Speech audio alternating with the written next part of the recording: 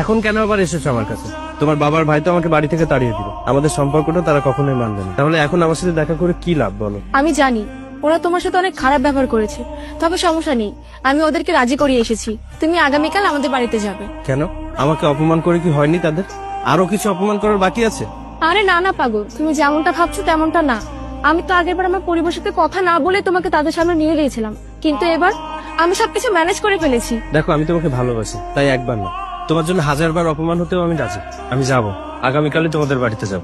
গতকালকে তোমাকে বাড়ি থেকে বের করে দিয়েছিলাম, কিন্তু আজকে আবারও আমার মেয়ের জন্য তোমাকে ডেকেছি। আচ্ছা তুমি একটা কথা বলো তো, তুমি কি সত্যি আমার মেয়েকে ভালোবাসো? হ্যাঁ, আমি সত্যি আপনার মেয়েকে ভালোবাসি। মুখের কথা আমি বিশ্বাস করি না। তোমাকে যদি ভালোবাসার জন্য কোনো পরীক্ষা দিতে বলা হয়, তুমি পারবে পরীক্ষা দিতে? হ্যাঁ, আমি আমার ভালোবাসা প্রমাণ করার জন্য যে কোনো পরীক্ষা দিতে পারবো, এমনকি যে কোনো পরিস্থিতির সম্মুখীন হতে পারবো।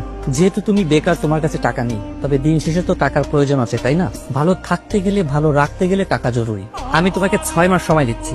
এই 6 মাসের ভিতরে যদি তুমি 5 লক্ষ টাকা উপার্জন করে নিয়ে আমার কাছে আসতে পারো, তাহলে আমি কথা দিচ্ছি আমার মেয়েকে আমি তোমার সাথে বিয়ে দেবো। কিন্তু বাবা, ও এত অল্প সময় এতগুলো টাকা কিভাবে জোগাড় করবে? কেন? ওই তো বললো ভালোবাসা প্রমাণের জন্য ও যে কোনো পরীক্ষা দিতে পারবে। হ্যাঁ পারবো আঙ্কেল, আমি এই 6 মাসের মধ্যে 5 লক্ষ টাকা উপার্জন করে আপনার সামনে আনতে পারবো, এবং সেটা বৈধভাবে এবং পরিশ্রম করে। তবে আপনি কি আমাকে নিশ্চয়তা দিতে পারবেন যে 6 মাস পরে আমার হেনা আমারই থাকবে? তোমার হেনা তোমারই থাকবে, তবে আমার আরো একটা শর্ত আছে। এই 6 মাসের ভেতরে তুমি আমার মেয়ের সাথে দেখা করতে পারবে না। খুব বেশি মনে পড়লে শুধু মোবাইলে যোগাযোগ করতে পারবে। যদি এই শর্তে রাজি থাকো, তাহলে 6 মাস পর তোমার সাথে দেখা হবে, এবং সেই দিনই তোমার সাথে ওর বিয়ে হবে।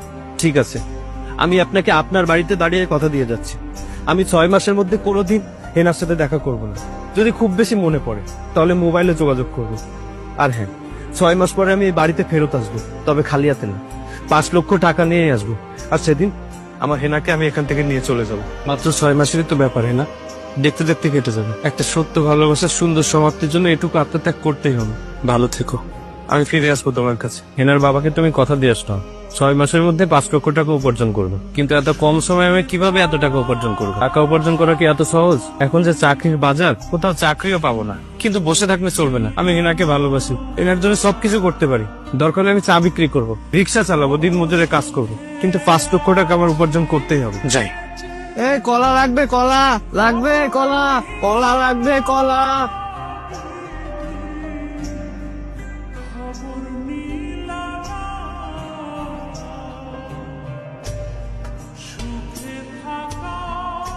এক্সকিউজ মি, শুনতে পাচ্ছেন? জি, আমাকে বলছেন? জি, আপনাকেই বলছি। হ্যাঁ বলুন। এই ব্যাগটি মনে হয় আপনার।